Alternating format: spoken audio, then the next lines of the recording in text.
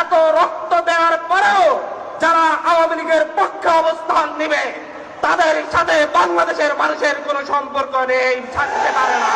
তারা নতুন নিরপেক্ষ সরকার চায়, যেটা তাদেরকে নিশ্চিত ক্ষমতায় বসিয়ে দিবে, সেই রকম সরকার তারা চায়। অভ্যুত্থানের 5 মাস পরে আজকে এখানে একত্রিত হয়েছি, কিন্তু অভ্যুত্থানের 5 মাস আগে অভ্যুত্থান চলাকালীন সময়ে যেই দলগুলোকে আমরা পাশে পেয়েছি তাদের মধ্যে আজ আমরা সেই প্যাসিবাদী আচরণ লক্ষ্য করছি। আমরা লক্ষ্য করছি কিভাবে আওয়ামী লীগকে পুনর্বাসন করা হবে তার নীল নকশা সাজানোর চেষ্টা করতে দেখছি। আমরা দেখছি আমাদের ভাইয়েরা এখনো হসপিটালের বিছানায় কাতরাচ্ছে। আমরা দেখছি আমাদের শহীদ পরিবারের বাবা মায়েরা, শহীদের বাবা মায়েরা এখনো চোখের পানি ফেলছে, কিন্তু বিভিন্ন দলের পক্ষ থেকে বলা হচ্ছে আওয়ামী লীগ রাজনৈতিক দল, তাদেরকে নিয়েই আগামীর বাংলাদেশে তারা রাজনীতি করবে। আমরা বৈষম্য বিরোধী ছাত্র আন্দোলনের পক্ষ থেকে সুস্পষ্ট বলছি, এত রক্ত দেওয়ার পরেও যারা আওয়ামী লীগের পক্ষে অবস্থান নেবে তাদের সাথে বাংলাদেশের মানুষের কোনো সম্পর্ক নেই, থাকতে পারে না। দিল্লির পররাষ্ট্র সচিব বলছে যে আগামী বাংলাদেশের নির্বাচিত সরকারের সাথে সরকার আসলে আমরা সম্পর্ক স্বাভাবিক করব। তার 2 দিন পরেই দেখা যাচ্ছে একটি রাজনৈতিক দলের শীর্ষ নেতা বলছে অতি দ্রুত নির্বাচন দেন, নির্বাচিত সরকারই এই দেশের ভবিষ্যৎ নির্ধারণ করবে।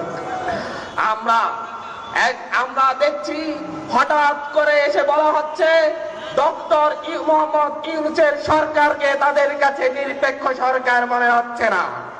তারা নতুন নিরপেক্ষ সরকার চায়, যেই সরকার 1/11-তে যেরকম ভাবে কারচুপির নির্বাচনের মধ্য দিয়ে আওয়ামী লীগকে ক্ষমতার মস্তকে বসিয়ে দিয়েছিল, বাংলাদেশকে তাদের দাসত্বের, ভারতের দাসত্বের শৃঙ্খলা আবদ্ধ করেছিল, সেই রকম একটি নির্বাচনের মধ্য দিয়ে তাদেরকে যেন এমন একটি সরকার দেয়া হয় নিরপেক্ষ সরকারের নামে, যেটা তাদেরকে নিশ্চিত ক্ষমতায় বসিয়ে দিবে, সেই রকম সরকার তারা চায়। তাদের সেই কথার 2 দিন পরে আমরা দেখছি মোহাম্মদ আলী আরাফাত ফেসবুকে পোস্ট দিয়ে বলছে সেও একটি নিরপেক্ষ সরকার চাই, ডক্টর মোহাম্মদ ইউনূসের সরকার নিরপেক্ষ নয়। আমরা দেখছি আপনাদের ভাষার সাথে আওয়ামী লীগের ভাষা মিলে যাচ্ছে, আপনাদের লক্ষ্য উদ্দেশ্যের সাথে দিল্লির দলদের লক্ষ্য উদ্দেশ্য মিলে যাচ্ছে।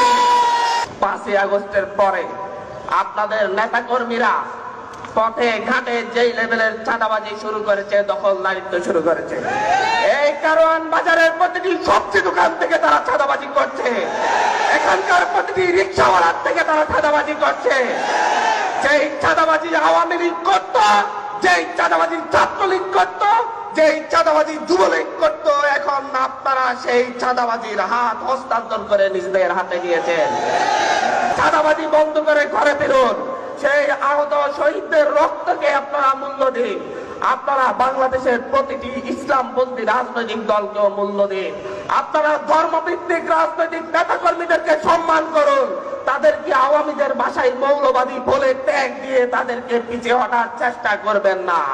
তারা এই অভ্যুত্থানের শক্তি আগামীর বাংলাদেশে দল মত নির্বিশেষে, ধর্ম বর্ণ নির্বিশেষে, ধর্মভিত্তিক ধর্মনিরপেক্ষ সকল রাজনৈতিক দল একসাথে আগামীর বাংলাদেশ গড়ে তুলবে ইনশাআল্লাহ।